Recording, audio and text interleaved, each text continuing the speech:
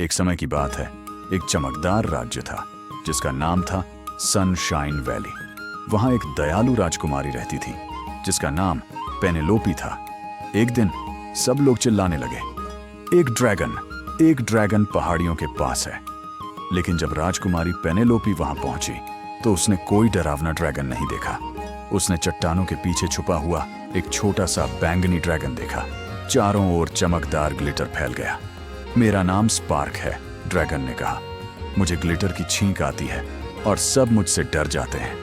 राजकुमारी Penelope मुस्कुराई और बोली, अलग होना बुरा नहीं होता।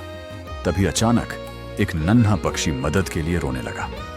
स्पार्क उड़कर ऊपर गया और उसने उसे प्यार से बचा लिया। गांव वाले खुशी से ताली बजाने लगे। स्पार्क डरावना नहीं था, वह बहुत दयालु था और उस दिन के बाद ग्लिटर वाला ड्रैगन सबका दोस्त बन गया।